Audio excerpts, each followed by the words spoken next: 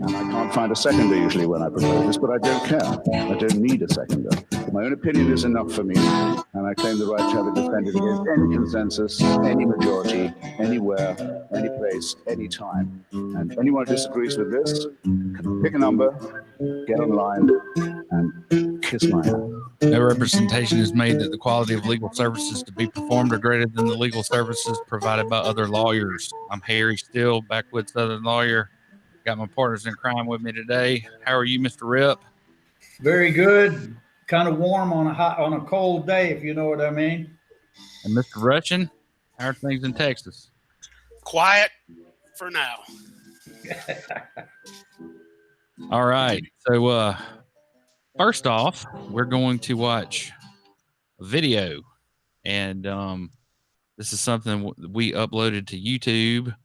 And it's a kind of a summation of the events that occurred on January 6th.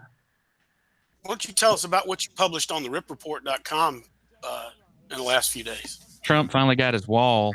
Irony. Well, irony.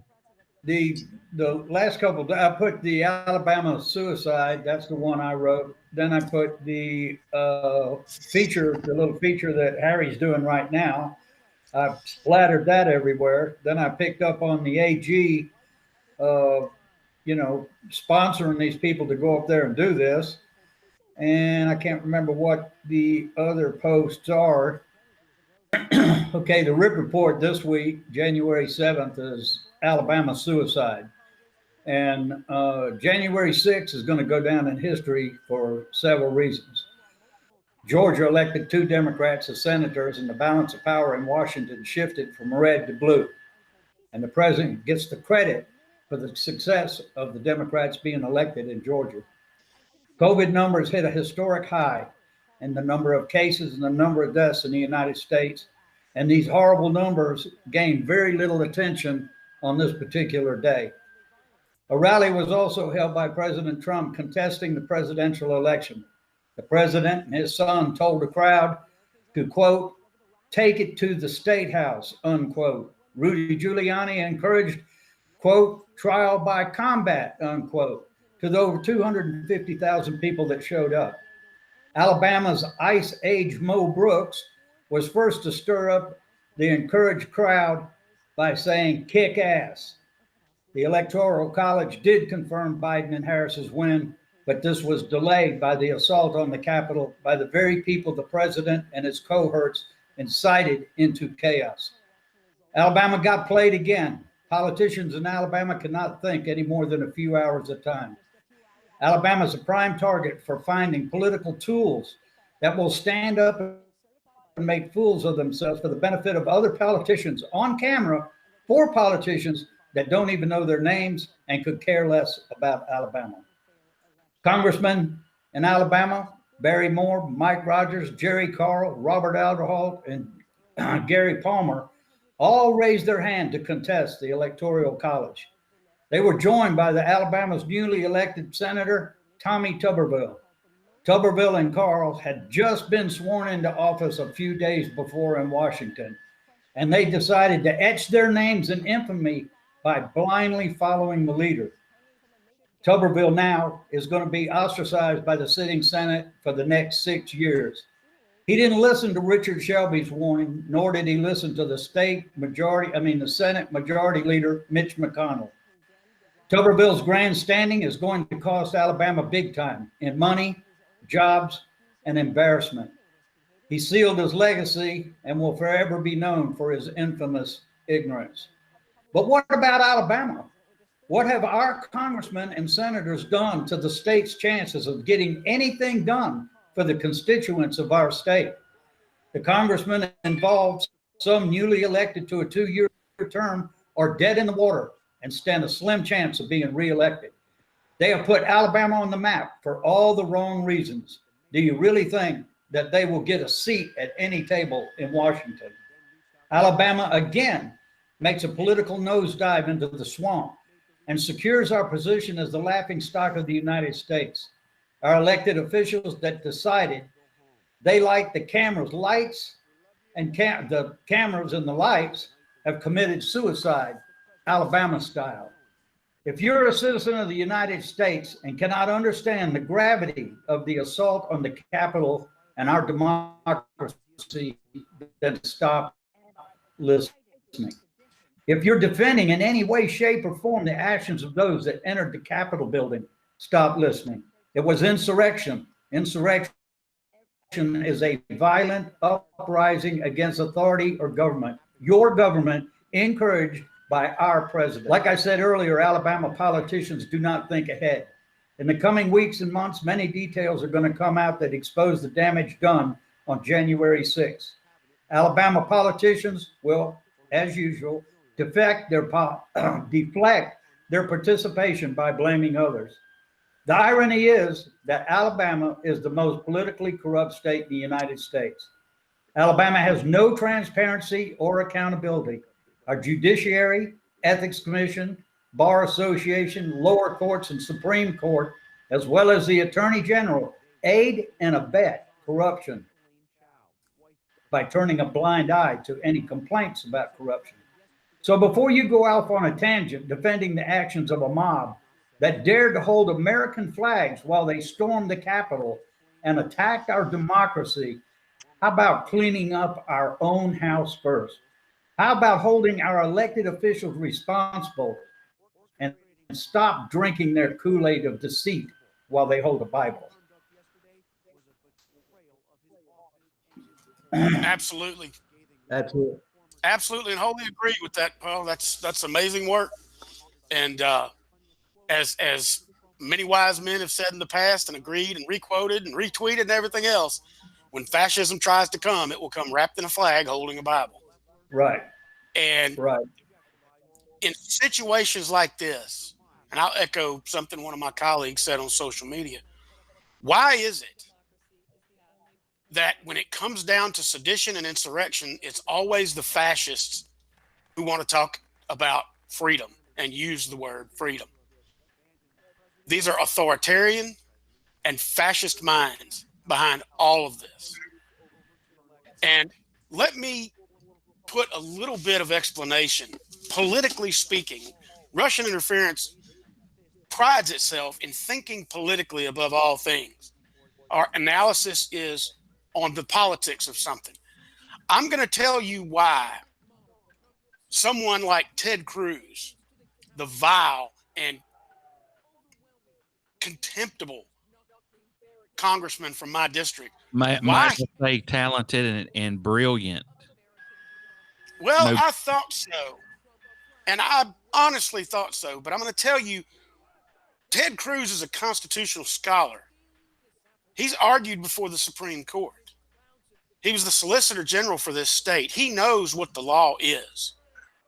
The reason he's making the stand that he made and continued with his objection to the electoral votes during the process of certifying those electoral votes is for one reason, and one reason only. It doesn't have anything to do with his law knowledge. It doesn't have anything to do with his personal feelings. It doesn't have anything to do with his outlook on anything other than the fact that he almost lost a race to Beto O'Rourke. He has a species imperative to ply to the base the 50% of the Republican Party who says today in a Gallup poll that they support what happened on the 6th. He has got to pander to that base, because here in Texas, the number is more like 75% of Republicans, of registered Republicans, and I take that from poll numbers I got from realpolitics.com. 75% of registered Republicans in the state of Texas say that they supported the insurrection that happened in our capital yesterday. Ted Cruz has to politically capitalize on that. That's the only reason he sustained his votes against. Tommy Tuberville, the exact same thing. He won a landslide election, and if he wants to get elected again, he has to pander to that base. I don't know what the poll numbers are for Republicans registered in Alabama. I don't know how far they supported what happened yesterday. but I'm going to go out on a limb and say I bet it's close to 75%. Just like the rest of the vile folks in Mississippi, Alabama, South Carolina, Florida, and other seditious states.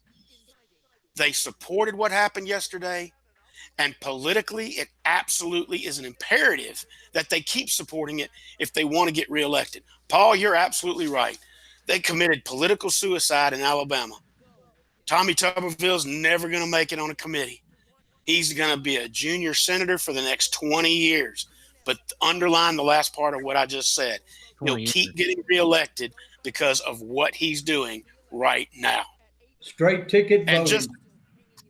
And just an aside to that, Harry, I will point this out in a moment of levity, that Tommy Tuberville's first step into the Capitol Rotunda and the defense completely fell apart.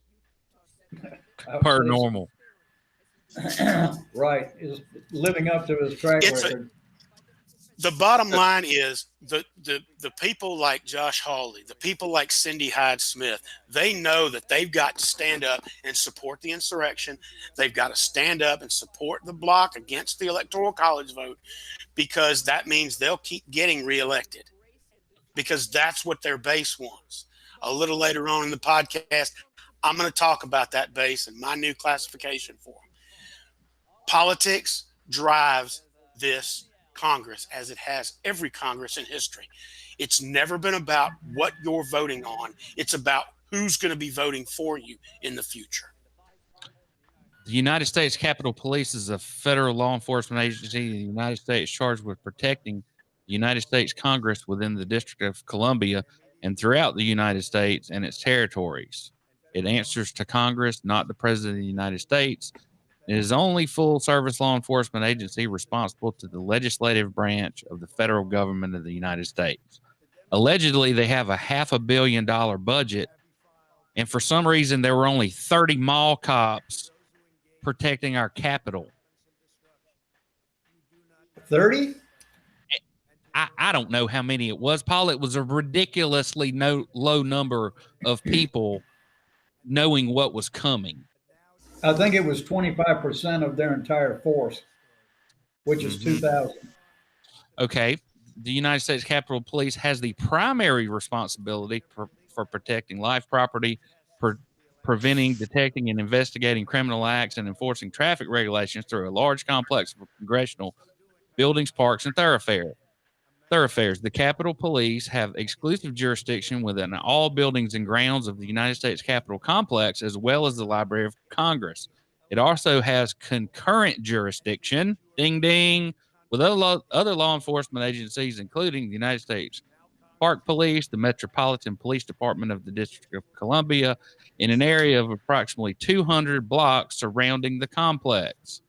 Officers also have jurisdiction throughout the District of Columbia to take enforcement action when they observe or are made aware of crimes of violence while on official duty.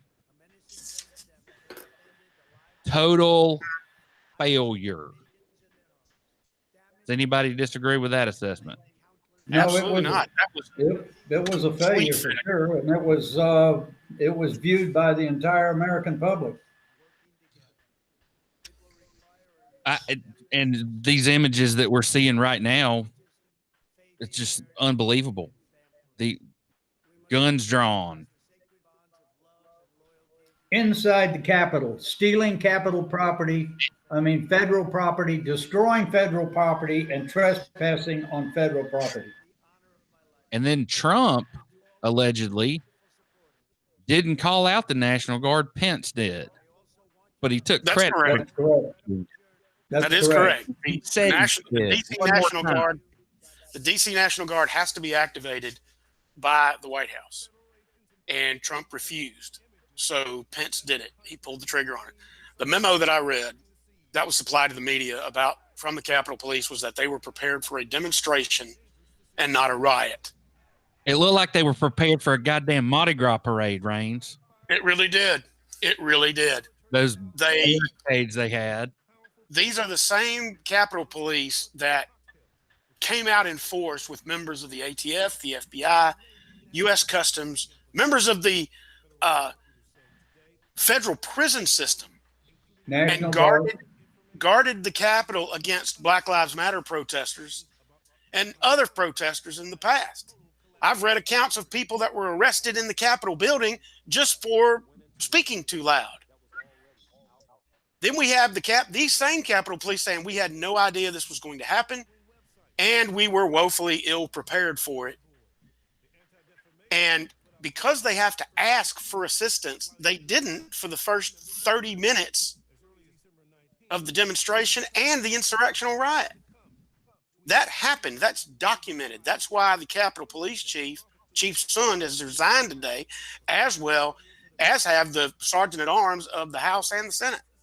They're gone. They're done for. Look at that video right there. To go. They're taking pictures with them. They let them in. They opened the gates and let them in. I cannot imagine the standard operating procedure failures across the board for the Capitol Police. Unbelievable. And if you look at Damn Dirty Russian on Twitter, you'll see how upset I was about it on January 6th, because I talked about it at length.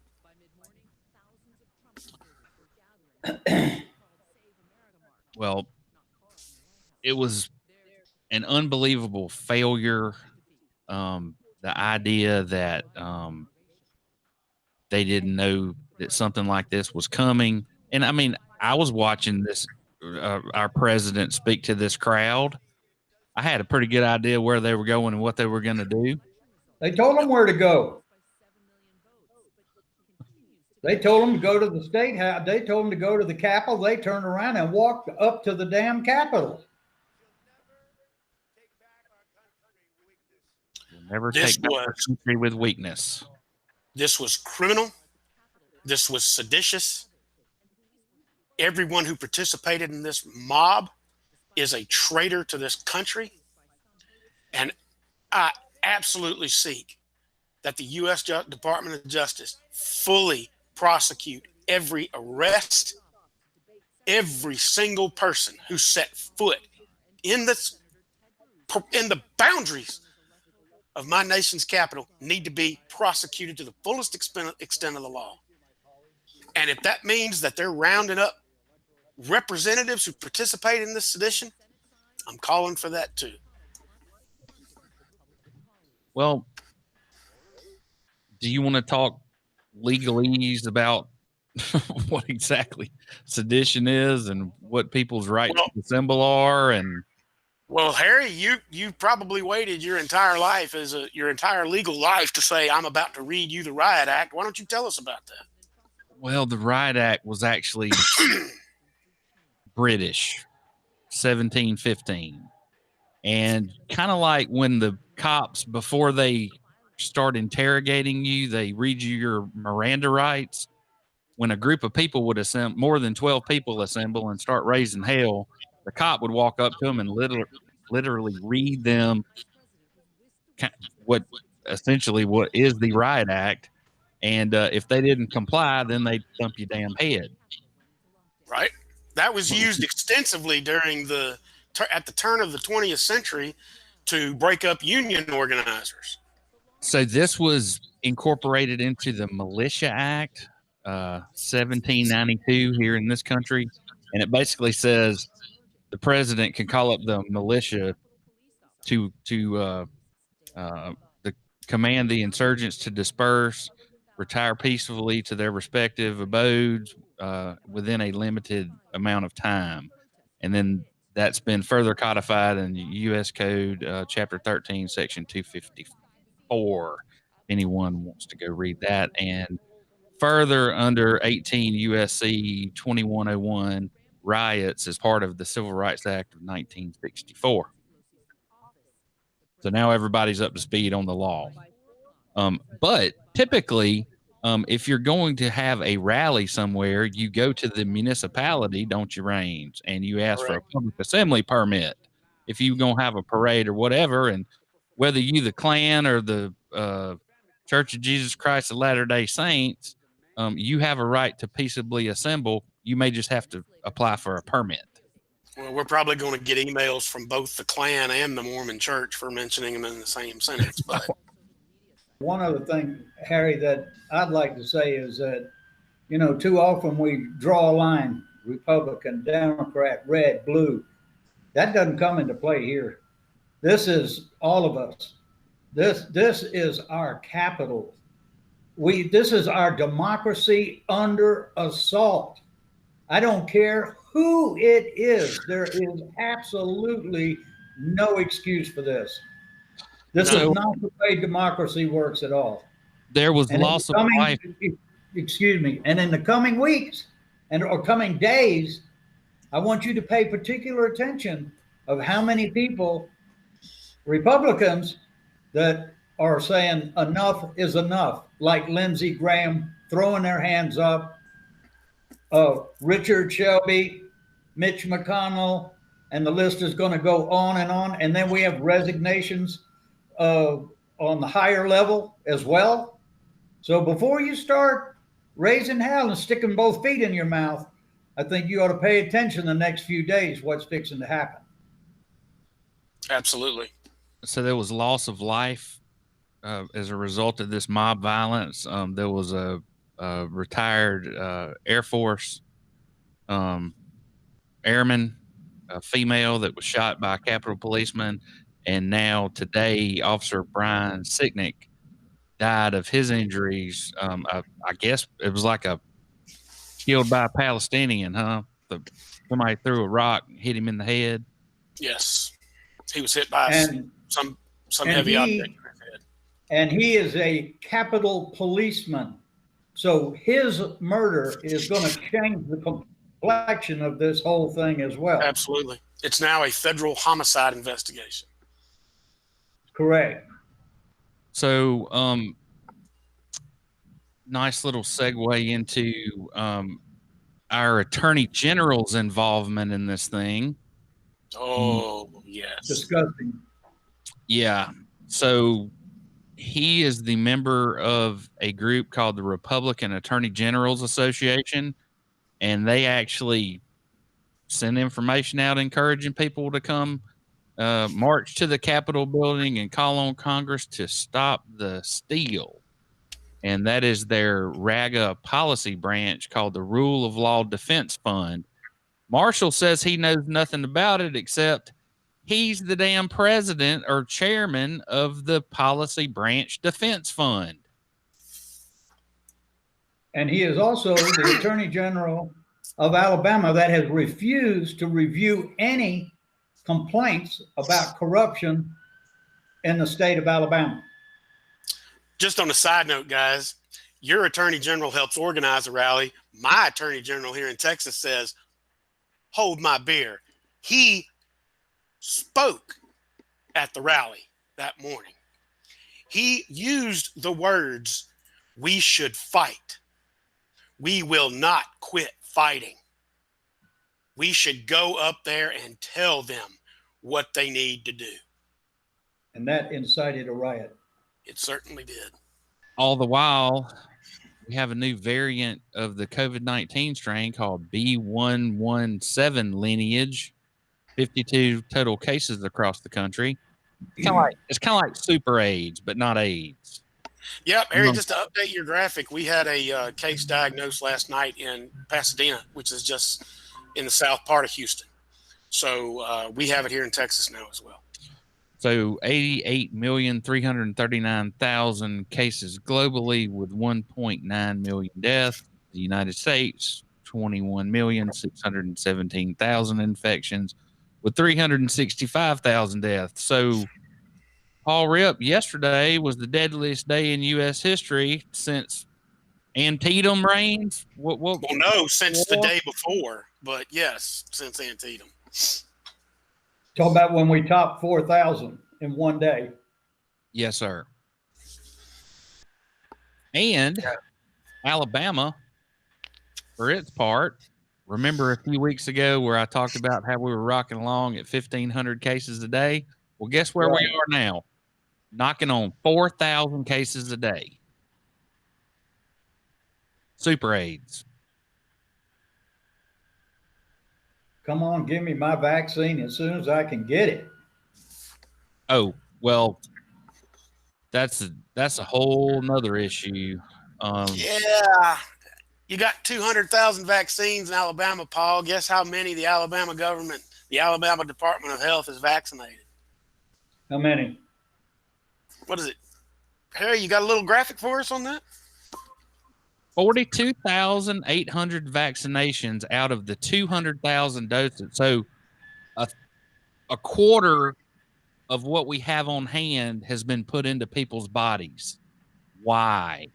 We called this morning in Fairhope looking for a place giving shots, and they were telling us that the vaccine so far, they've only been allotted enough for the first responders, and that the next group over 65, they have no instructions and have no details and have no vaccines to move into that category as yet. Governor Ivey just issued a press release saying that Alabama Department of Public Health will provide COVID vaccinations for people 75 years and older, as well as first responders, including law enforcement, firefighters, statewide by appointment only, effective January 18th. And to schedule an appointment for a free COVID-19 vaccination, individuals may call ADPH toll-free phone number 855-566-5333. Telephones are answered from 8 a.m. to 5 p.m. 7 days a week. And then you can see the sites in Baldwin County will be Baldwin County Health Department in Robertsdale, Infirmary Health Thomas Hospital, and South Baldwin Regional Medical Center in Foley. And they're sitting on what, 175,000, what was it? 150,000 doses vaccines still in a box. Okay, so check this out. Up in my old stomping ground of Gadsden, there was mile-long lines for COVID vaccine in Gadsden, and they ran out in 3 hours. Now, that was for what group, Harry? General public? Must have been 70, the old folks crowd. I'm not an old folk. Harry, not at heart anyway. Just to give you some idea of what we're facing here in Texas. Harry, how many people are in the state of Alabama? 5 million, isn't it? 3.9, 4.9. You got 4.9 people. Yeah. You got 4.9 people in Alabama, and you got 200,000 doses. Harris County, Texas, which serves the greater Houston metro area, also has 4.9 million people in it. Do you know how many total doses that the city of Houston has received as of this morning? Don't know. 13,800. God. That's it. For Houston. For the city of Houston, we've only received 13,800 doses, but we've administered 9,322 of those doses in the last 3 days. So we may not be getting much, but by God, maybe y'all can send somebody to Houston, figure out how we're getting them in arms as fast as we are. Well, I'm going to make a prediction that after January 20th, that you are going to see a surge in available vaccines. And I believe that will continue hardcore from the January 20th on. I believe the new administration's first priority, which it should be, is to get the United States vaccinated and get control of this thing to where we can get back to some sort of normalcy. I agree, Paul. I think it's going to happen a lot faster. I believe that the incoming Biden administration will correctly and properly exercise the War Powers Production Act and get this vaccine. We're not going to have to hold back for the second dose. We're going to have manufacturing in place that's going to get it out there. Right. And quadruple and quintuple our ability to get it to manufacture the vaccine, so we don't have to wait, that we can just get it in arms. That's what we've got to do. So Justin Moore on WPMI this morning interviewed Dr. Scott Shavers with the Mobile County Health Department, and he is confident that super COVID is already spreading in Alabama without us knowing it. The highly contagious mutation of COVID-19 has 2 times the transmission rate of the original virus. It's here, but not being detected because we're not looking for it. I can't believe that. Well, What a shock. Yeah. Big shock. Well, I would think that a lot of the people that think what happened on January 6th will be the same people that decide they don't want a vaccine. And I hope they wake up, because you're risking your life if you don't get that vaccine. That's a fact. I've got nothing for the anti-vaccination crowd on this. I really don't. I got nothing. If you don't want to take the vaccine and you want to take the risk of dying, go right ahead. I've lost all the medical empathy I could possibly garner for this issue. So as far as the anti-vax crowd goes, bye, Felicia. So I got a question for you. How many people are going to be allowed into the Dome in Miami to see the national championship game January 11th? No idea. Got no empathy for people that go to that either. Well, Paul will know a bunch of them. You think? Yeah, I'm sure you'll know plenty of them personally. So we've talked on here many times about the fact that the Sheriff's Association has control of the Alabama legislature. And the pre-filed bills that we teased everybody with last time, I want to go into a little bit of the minutia here and actually go over the bills, okay? So this first bill would establish a procedure to determine to whom and what portions of a recording made by law enforcement may be disclosed or a copy released. The bill would establish procedures for contesting a refusal to disclose a recording or to obtain a copy of a recording.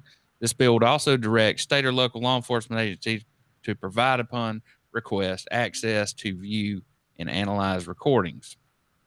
The custodial law enforcement agency may only disclose a recording to the following. Number one, a person whose image or voice is in the recording. Number two, the personal representative of an adult person whose image or voice is in the recording, if the adult has consented to the disclosure. Number three, a personal representative of a minor. Okay, so do y'all know what personal representative means? That means if you're dead, somebody had to go to probate court and open an estate, and that person would stand in your shoes, and they would have a right to ask for this.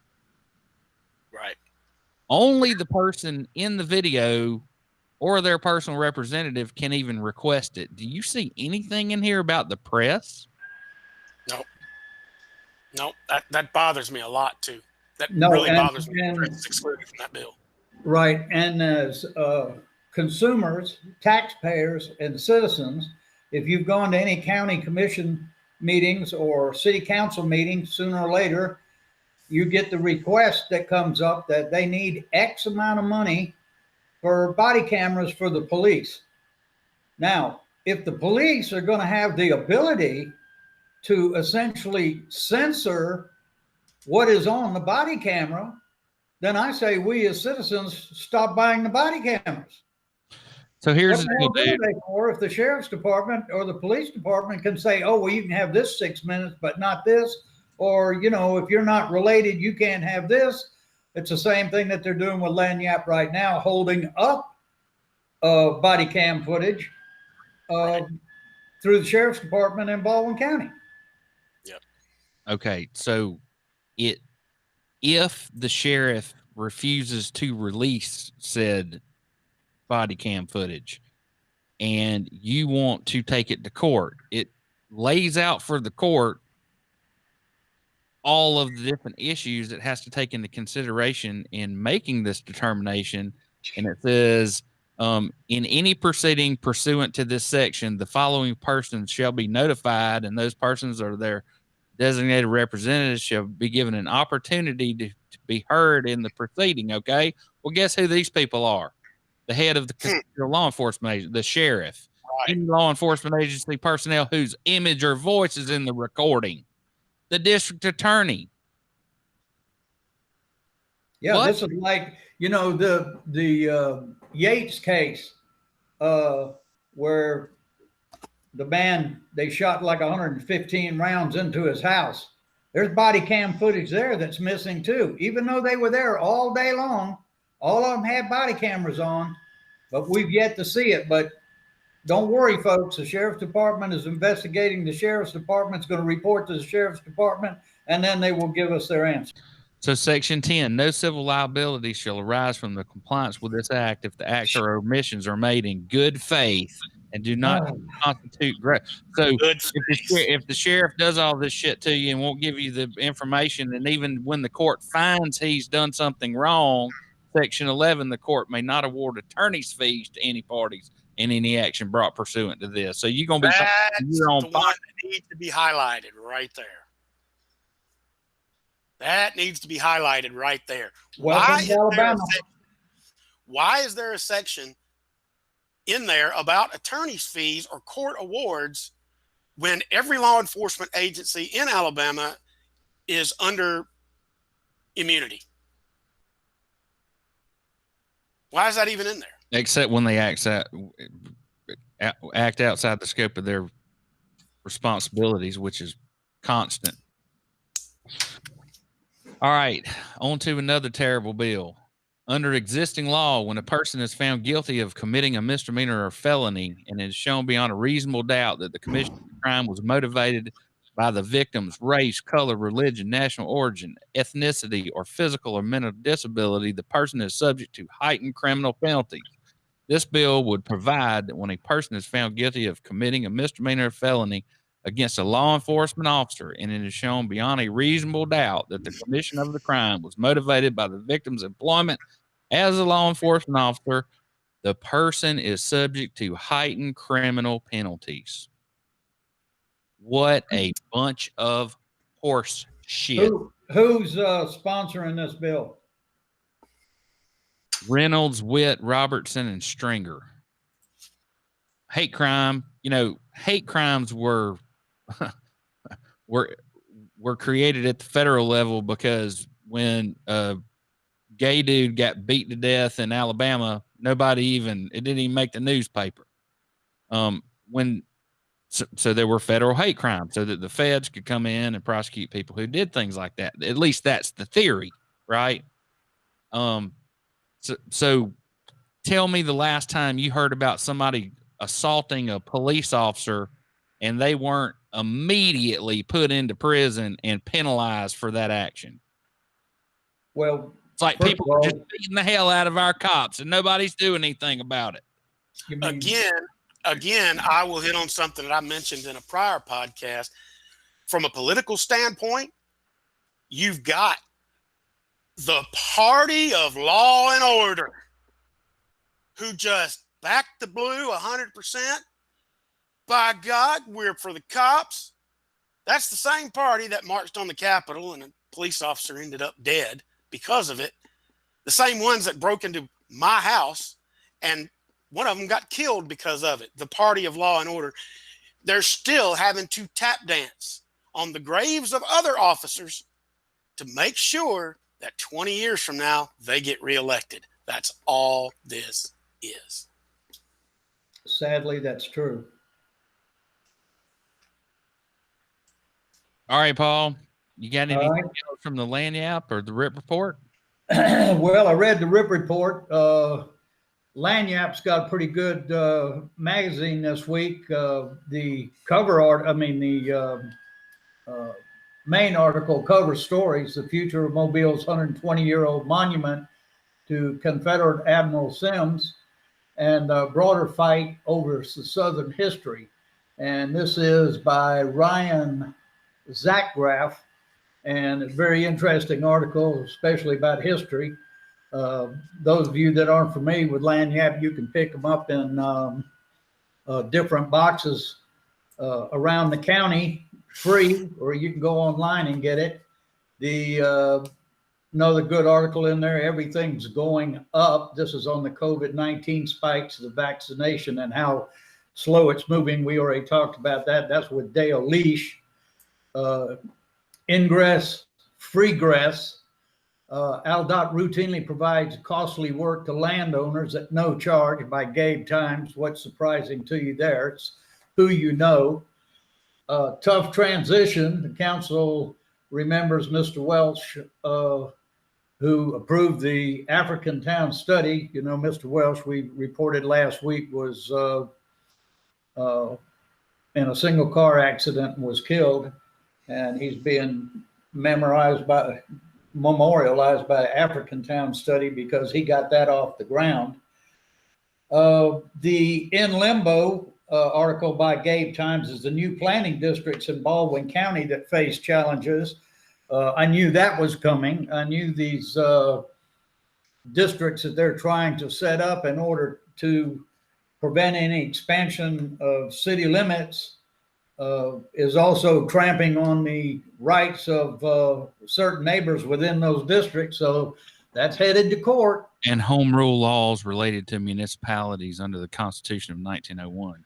Yeah, and then those of you that have been following the Bayou La Batterie Housing Authority scandal, that's lawyered up, headed for court. So get ready for legal fees and everything else. Then Up in Smoke by Gabe Times, fire damage hotel at the center of the dirt traffic indictments. That's the same hotel where they did the bus last week of 30 or 40 people. Damn the torpedoes, Rob Holbert's Let's Do Better Than 21. Well, anything's going to be better than 21, but after seeing January 6th, I'm just not so sure.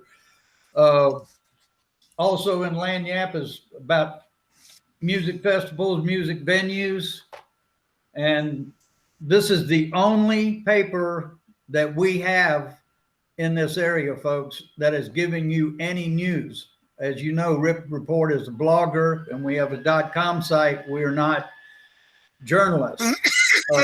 And I was told through, you know, we have a little line called the Rip Report. I mean, the Tip the Ripster. People call in all the time giving us little tips. And what we're hearing is that the local district circuit court judges in Fairhope, Baldwin County, are real upset with Lagniappe for reporting the news. And they're putting pressure on Lagniappe. So this is all the more reason why you should be reading Lagniappe, because they have guts enough to print the truth. Stop listening to these people that they're writing about that are trying to put it off on someone else, just like they are January 6th, trying to put it off on someone else. You got to stop putting this off on other people and accept what's going on. A wise man once said, if you're in the public comment business and you're not making somebody really angry on a daily basis, you're not doing it right. Damn, I'm doing a good job. Okay, well, there's making people mad and there's having guts. And the fact that they did this cover story on Raphael Sims and really gave everybody an opportunity to chime in on it. Right. I thought it was a very fair and balanced, objective story about how we remember people. Right. And I thought it was excellent. And you know, I don't know. It's hard to imagine that someone would say that John Beeler, a history professor at the University of Alabama, basically said he was a terrorist. Admiral Sims. Well, if he says they were a terrorist, what in the hell were the people on January 6th invading the Capitol? I want to know what in the world do you think they are? Y'all familiar with the RICO statute? Yeah, absolutely. Well, I think that might be applicable here. Hey, Paul, you know anything about this new apartment complex that's being which one is this? That's down in Fairhope. Nope. Right outside of planning jurisdiction 17, County Road 64. I'm not familiar with it, but I can tell you that RSA is essentially building a city on the other side of Fairhope here, and Fairhope is sound asleep, doesn't even see what's going on. And RSA is building apartments, houses. I mean, they virtually are building a city as big as Fairhope right outside our city limits, or some parts of it in our city limits, and we have no say-so whatsoever, and the residents have no say-so whatsoever either. So, Paul, you had to know that the guy with the Molotov cocktails was from Coleman, Alabama, right? It does not surprise me at all. Yeah. Yeah. I think what's going to surprise people, and really awaken some people is when these individuals, they put their pictures out, the FBI asked for help. And you know what happened? Thousands and thousands of people called up identifying these people. And when the charges are brought against them and levied against them, trespass of federal property, destruction of federal property, accessory to murder, these people better get in their pockets. They're going to be broke in money trying to get lawyers, and they're going to spend time in jail. And they are going to be sent to jail, and then we're going to see how many of you people want to keep lighting up Facebook with the same incendiary comments. Speaking of that, Derek Evans, the recently elected state house representative to District 19 in West Virginia, has been formally charged with participating in the riot and illegally entering the U.S. Capitol during an insurrection by the Department of Justice. Whoa. He's a state senator from West Virginia. By all means, keep putting their pictures up. I've had something I've been wanting to do for quite some time. That's the most scary weapon in the world to be. Yeah, I wouldn't want to get cut by that rusty ass thing. Well, I lived in Central America. And man, they get in a fight. First thing they picked up was a machete. Yep. So how about Crenshaw? Does his little capitulation buy him any goodwill with you, Mr. Russian? Absolutely not. And I posted this to Congressman Dan Crenshaw's account numerous times. You participated in driving insurrection in this country. You're a coward and you're a traitor, not just to your flag, but to your Navy. And you can't walk it back. They might come cut your damn throat in the middle of the night. Bring it on. Because I said it months ago. I said it years ago. When you get up under Trump to try to get that 20-year election legacy, you're going to have to pay the fiddler for it. And the Trump stink on it is not going to go away. And people in this district who vote like me, who voted for him before because we thought a moderate conservative would be able to do a decent job in Washington, now we all see the true colors. You got up under Trump's taint. You stuck your nose up under there, got a nice big whiff of re-election on an easy road. You almost got unseated, only winning by 11 points against a Democrat that no one had ever heard of before. And now you're trying to drive that Hummer back to the center of the road. Let me tell you something, Congressman Crenshaw, hindsight is, well, in your case, 20. That's so ugly. Oh, that's a good range. No, I think people really, truly, that are defending the actions that happened on January 6th, invading the damn Capitol, are really not thinking this thing through. And I think in the next week or so, you're going to get the message of just how serious this was. Anyone that served in the military should be absolutely livid over what happened. I served with people in Vietnam that did not come back. They were fighting for that right.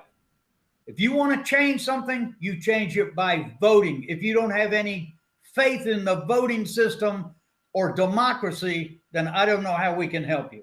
Go back to school. I think every single congressman, senator, anybody that's elected should have to take a civics course and a history course, read the preamble and read the Constitution before they put their hand up and swear that they're in office. How about our pal Jerry Carl?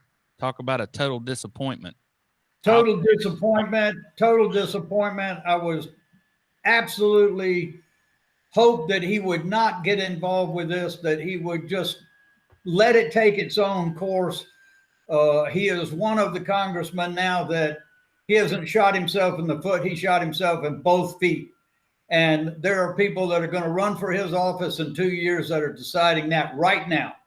Because Mr. Carl and Mr. Tuberville, you're not going to do anything in Washington. You're not even going to get a seat at the table. I'm telling you, you're going to be totally ostracized for this. You're going to be forever.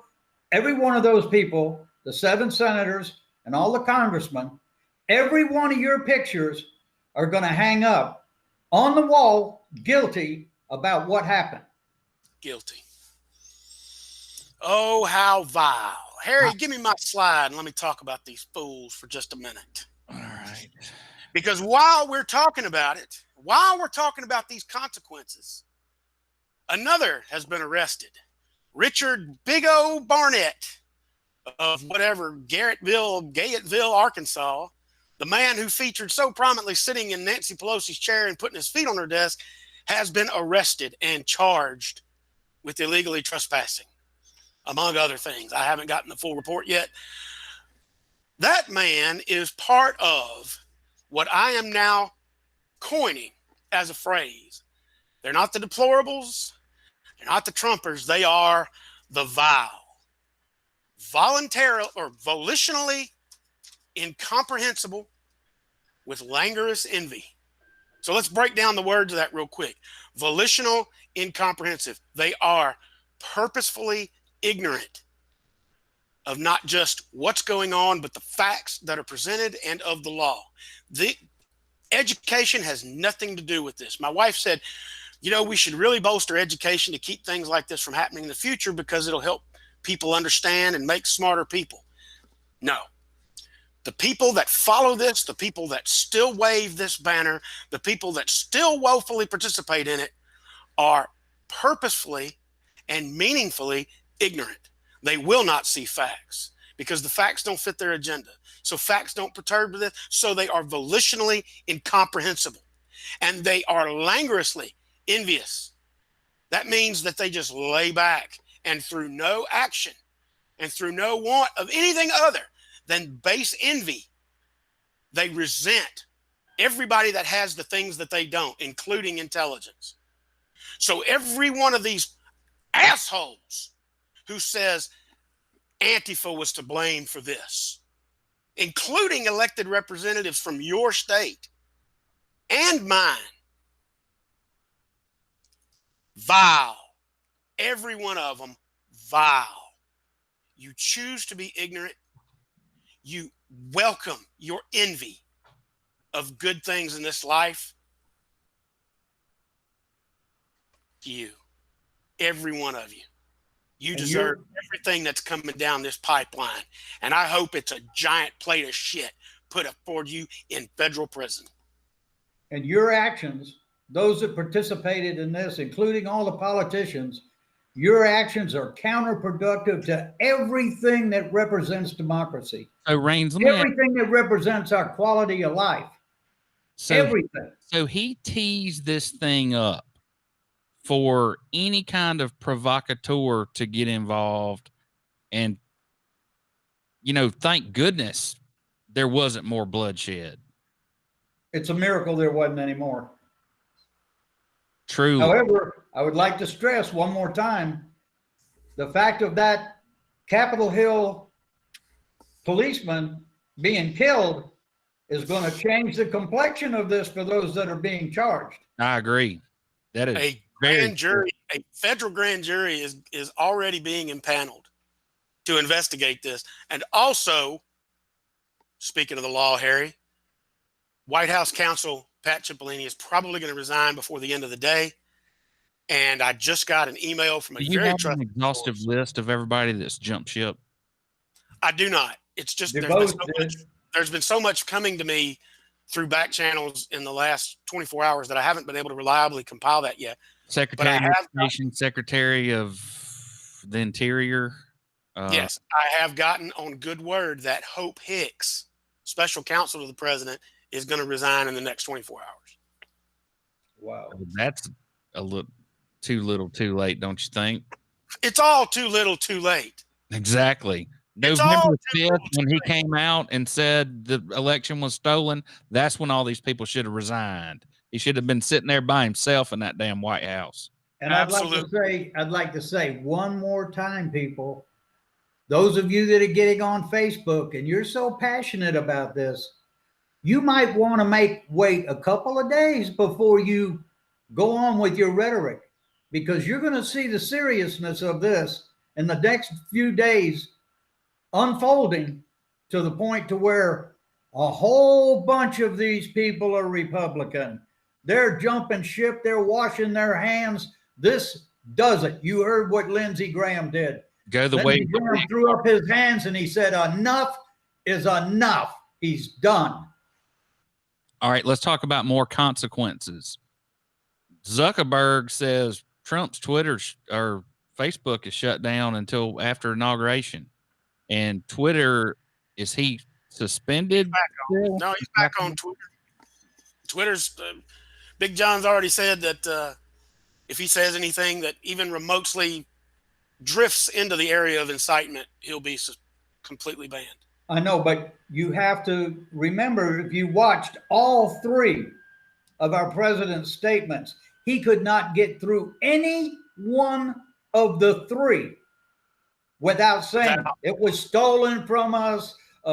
You people are good people. Go home. We love you. What in the hell are you thinking? Never forget what you did. We'll never forget.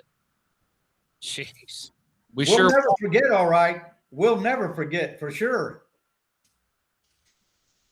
Unbelievable, man. Well, so does anybody have any stories about rainbows or puppies? I don't cover those.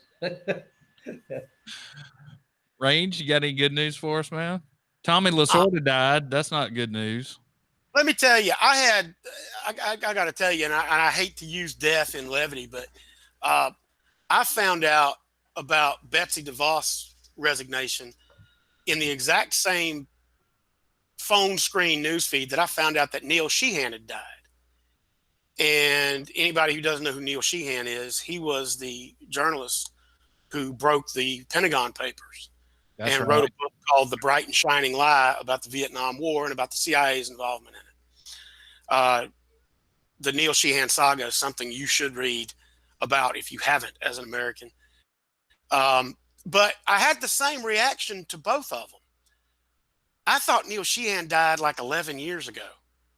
And so when I saw that Betsy DeVos had resigned, I was like, Jesus, she was still Secretary of Education? I thought she had resigned a while back because I hadn't heard a peep out of the Department of Education in the last 8 months.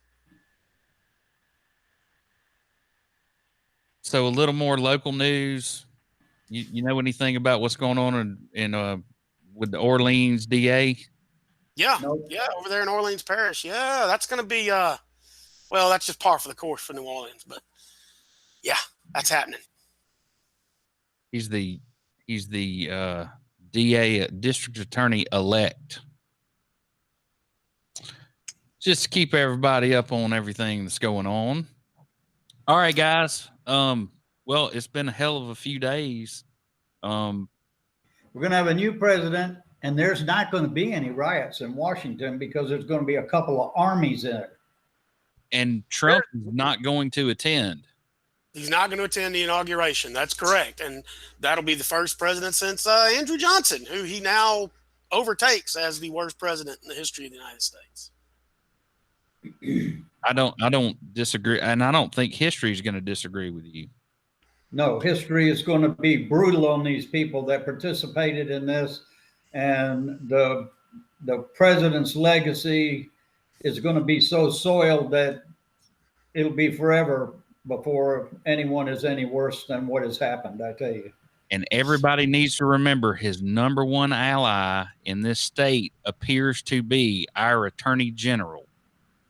Absolutely. Who Mr. Rip and I have sent 2,000 trees worth of paper up to since he's been in office. And some of which complaints he has not even had the decency enough to answer. Yep. Paranormal. All right, fellas. Well, I certainly appreciate your time. I'm going to throw that video up in its entirety at the end of this podcast so everybody can hear the audio and go through the timeline with us of what happened and the ridiculous statements of the president calling for calm after inciting a mob to take over the U.S. Capitol, resulting in the death of at least 5 people now. Yes. 5 total. Well, federal law. I'm going to close out too, Harry, by just saying one thing to our audience. And it's the same thing that I said in the RIP report. How in the world can we have elected officials in Alabama participating in things such as this when we are the most corrupt state, and Baldwin County is one of the most corrupt counties, and no one, I don't hear any of you on Facebook following up on the articles in Lanyap, looking at what's going on and the amount of corruption in your own town. But you want to travel all the way to Washington to be sure that you're in part of that? Well, you need to stay in your state. You need to open your eyes, and you need to start bitching at the Ethics Commission, the Judiciary, the Bar Association, the Attorney General, the Sheriff's Department. You have no idea at the level of corruption in Baldwin County. And if you want to send me an email, you could do that through the RIP report and give a tip to the Ripster on anything you know that is corrupt that hasn't come up. Of course, I've probably heard of it. But pay attention to your local government, please. I couldn't agree with you more, Paul. We've got people that traveled from my neighborhood all the way to Washington, D.C. to embolden the lies of the current president. And these same people couldn't be bothered to take an hour off work to attend a municipal meeting about how their neighborhood flooded 4 times in 2 years.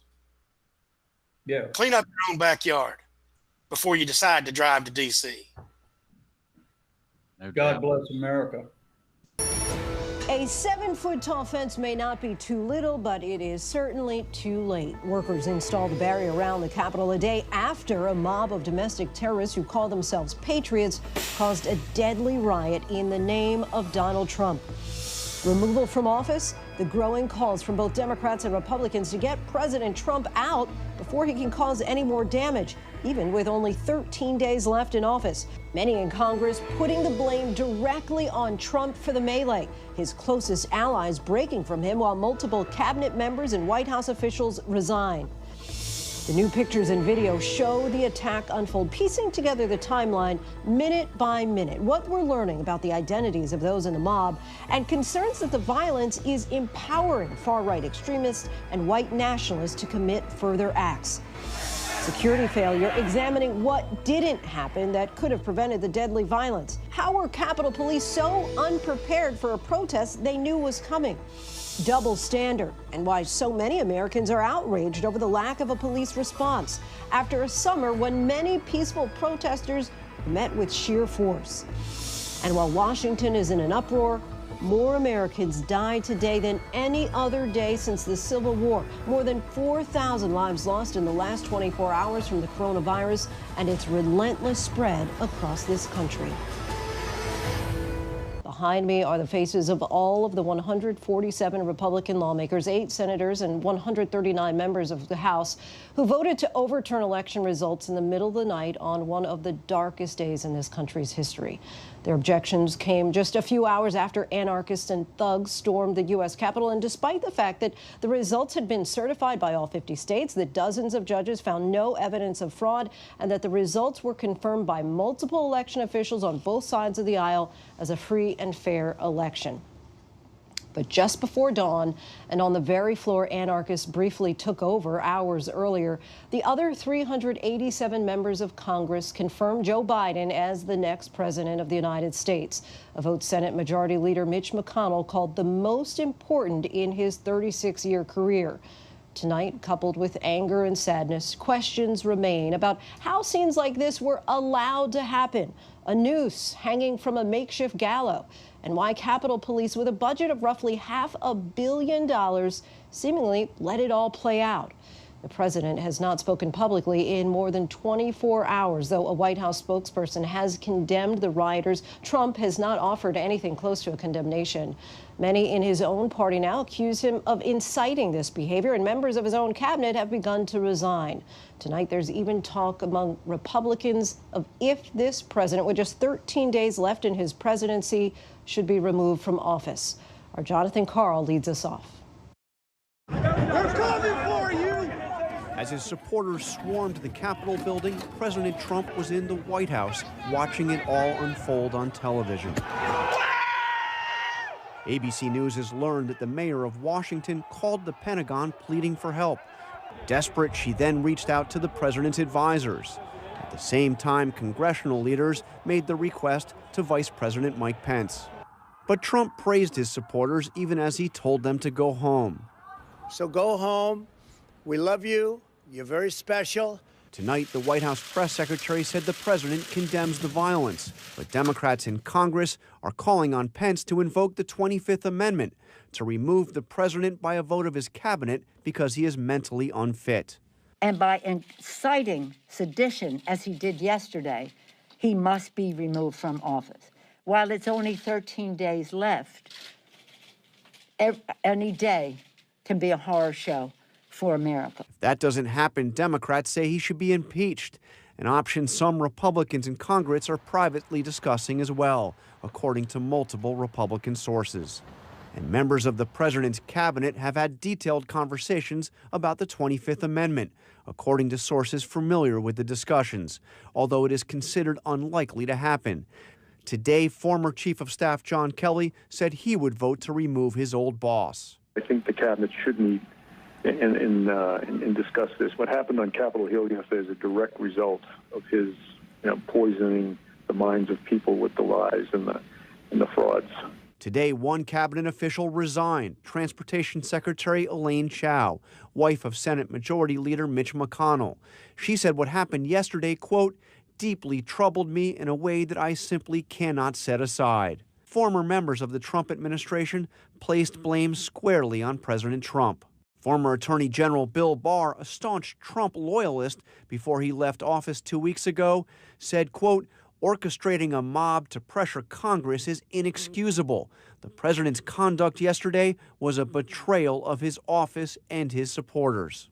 And scathing words from former Defense Secretary Jim Mattis, who said after Joe Biden is inaugurated on January 20th, quote, Mr. Trump will deservedly be a man without a country.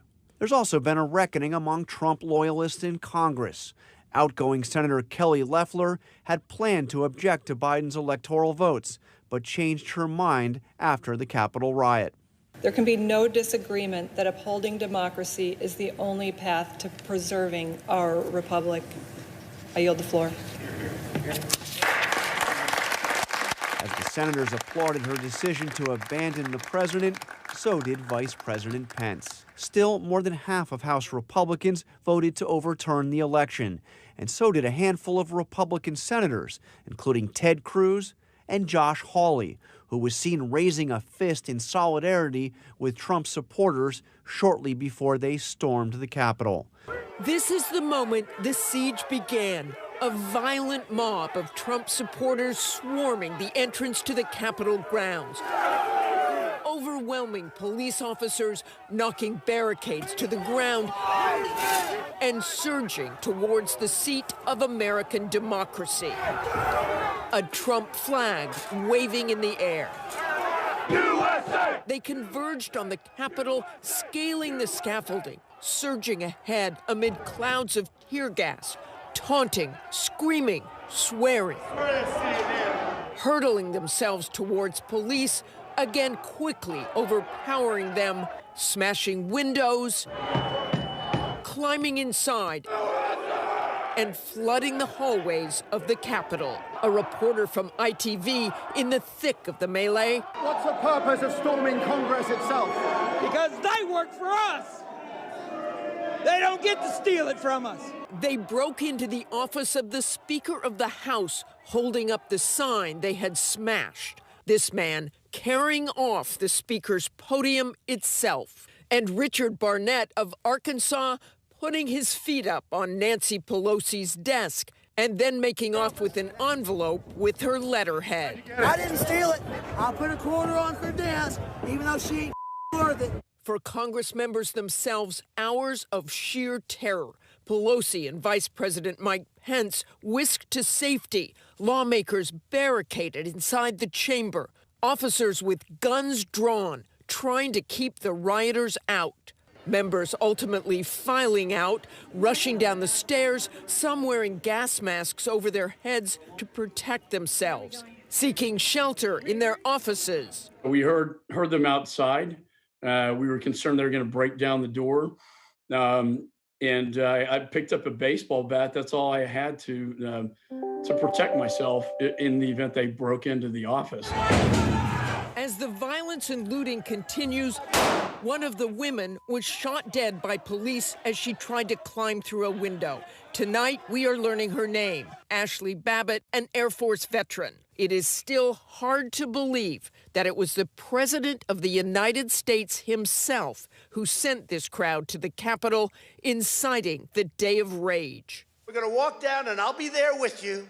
We're going to walk down because you'll never take back our country with weakness. You have to show strength, and you have to be strong. But Trump did not go with his followers. He went back to the White House to watch the events on television. He had hoped to prevent the inevitable, Congress counting the electoral votes and certifying Joe Biden as winner of the election.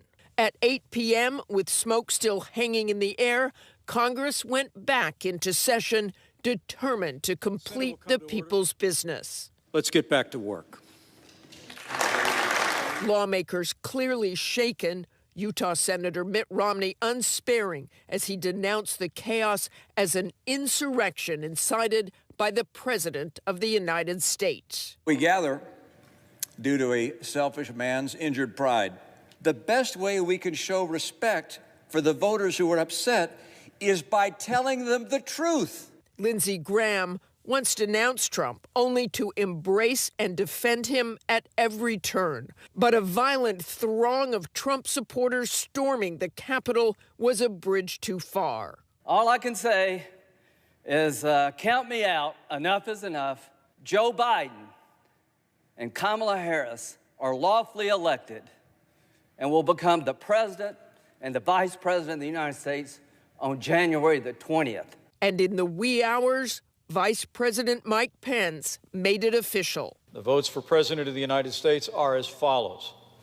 Joseph R. Biden, Jr. of the state of Delaware has received 306 votes. Donald J. Trump of the state of Florida has received 232 votes.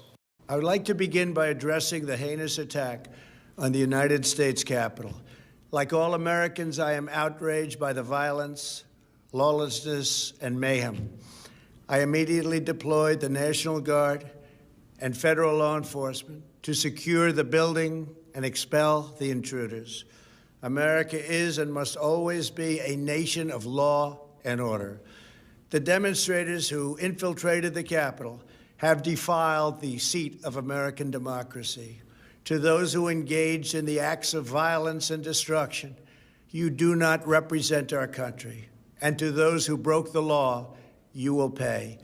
We have just been through an intense election and emotions are high, but now tempers must be cooled and calm restored. We must get on with the business of America. My campaign vigorously pursued every legal avenue to contest the election results. My only goal was to ensure the integrity of the vote. In so doing, I was fighting to defend American democracy. I continue to strongly believe that we must reform our election laws to verify the identity and eligibility of all voters and to ensure faith and confidence in all future elections. Now Congress has certified the results. A new administration will be inaugurated on January 20th. My focus now turns to ensuring a smooth, orderly, and seamless transition of power. This moment calls for healing and reconciliation. 2020 has been a challenging time for our people. A menacing pandemic has upended the lives of our citizens, isolated millions in their homes, damaged our economy, and claimed countless lives. Defeating this pandemic and rebuilding the greatest economy on earth will require all of us working together. It will require a renewed emphasis on the civic values of patriotism, faith, charity, community, and family. We must revitalize the sacred bonds of love and loyalty that bind us together as one national family. To the citizens of our country, serving as your president has been the honor of my lifetime. And to all of my wonderful supporters, I know you are disappointed, but I also want you to know that our incredible journey is only just beginning. Thank you, God bless you, and God bless America. Tonight, federal agents and police releasing these images in a desperate hunt for the people seen inside the Capitol during the siege. USA! USA! And tonight, we're learning just how dangerous the situation was. More than 80 people arrested, 5 firearms recovered, including a military-style assault rifle, 2 powerful functioning pipe bombs, and 11 Molotov cocktails, which authorities say were, quote, ready to go. And there may be national security implications. Federal prosecutors saying today a trove of items stolen, including potentially sensitive information. The new details coming as there are tough questions about what was, by all accounts, a near total collapse of security. The men and women of the Metropolitan Police Department went into a situation that was already out of control. There were posts warning of violence on social media, on right-wing websites, from groups like the Boogaloo and the Proud Boys. The Anti-Defamation League put out a release earlier this week outlining specific threats to members of Congress. As early as December 19th, President Trump encouraging supporters to come, tweeting, "Be there, we'll be wild." More than 50 officers were hurt clashing with the mob. But there are also videos that appear to show officers moving the barricades aside. Oh, there we go. Another one in a rioter's selfie. Bipartisan outrage.